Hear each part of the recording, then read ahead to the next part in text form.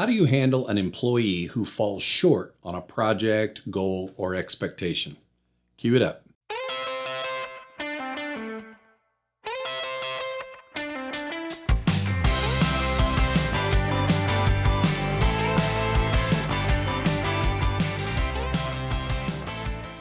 I've coached leaders on numerous occasions who have told me about employees that are consistently falling short of their expectations. And they ask me, how do I handle an employee when they fail?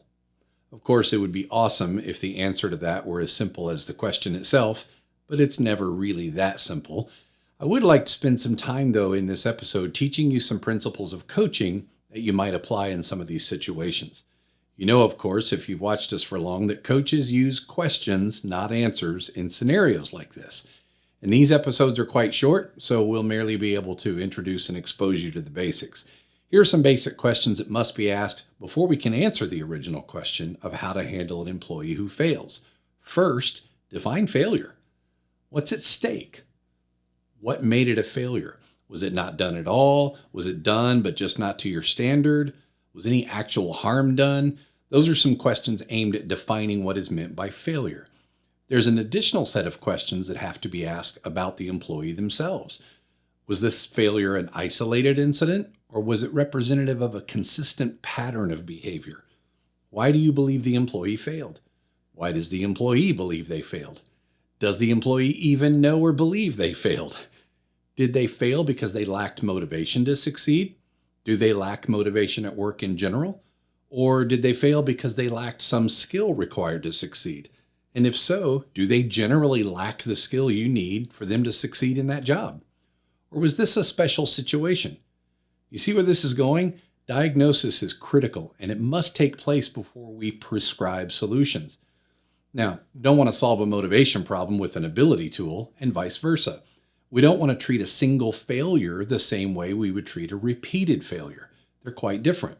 So as a leader, make sure you spend time with these questions. When it's appropriate, and it usually is, bring the employee into the conversation to go through some of those questions. Your diagnosis and their diagnosis might be at odds. But for the sake of time, let's jump ahead to a practical set of questions you might ask an employee in any given failure scenario. You might start with, how do you think that went? This tells you right off the bat how aligned your expectations are with theirs. If they think the project was a huge success and you believe it was a colossal failure, something has gone terribly wrong even before the project began. What do you think that might be? We might explore that one for another time, so let's move on to some more questions for your employee. How about, what are 2 or 3 things that we could have done better? Or what, if anything, could I have done to increase your chances of success? What are some areas in our work where these challenges might show up again? How do you suggest we approach them differently next time? Notice that none of these questions are closed-ended or yes or no questions. For example, instead of asking, did you have everything you needed?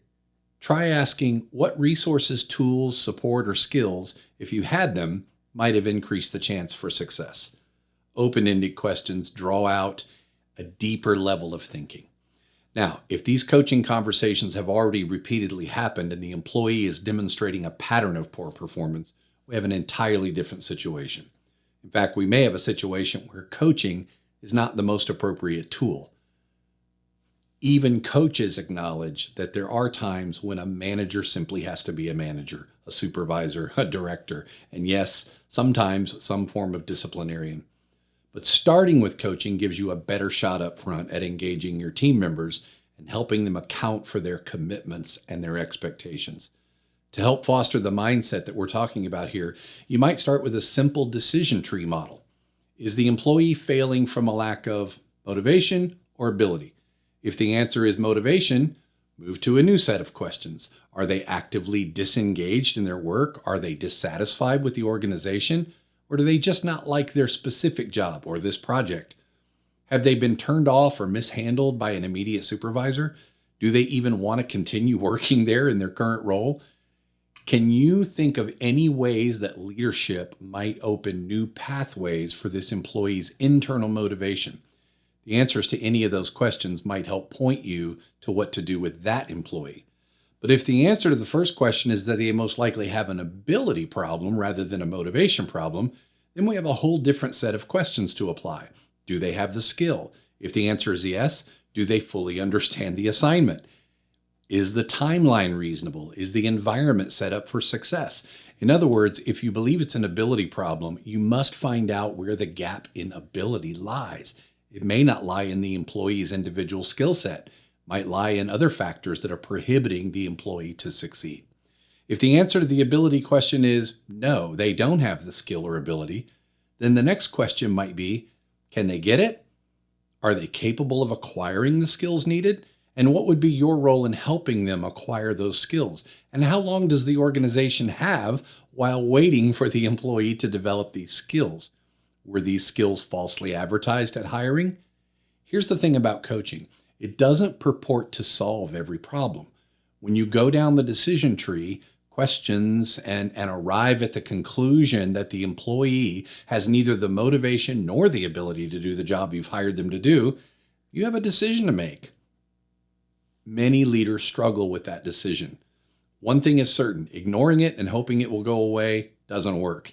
And while the leader fails to address the issue, others on the team start losing faith in the leader. See what happens when you ask a loaded question at the beginning of a YouTube episode? You go overtime. So we'll wrap up this leader's perspective for this week. If you would like to explore ways that the leader's perspective can help you or your organization achieve greater clarity, simplicity, or alignment in your work, I hope you'll schedule a free discovery call with me by clicking the link that's in the video description below this video. Also below is a link to our globally ranked podcast, The Leadership Window.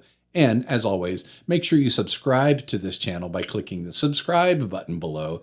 And don't forget to click the bell icon so that you'll be notified when new episodes arrive. We'll see you here next time. Lead on.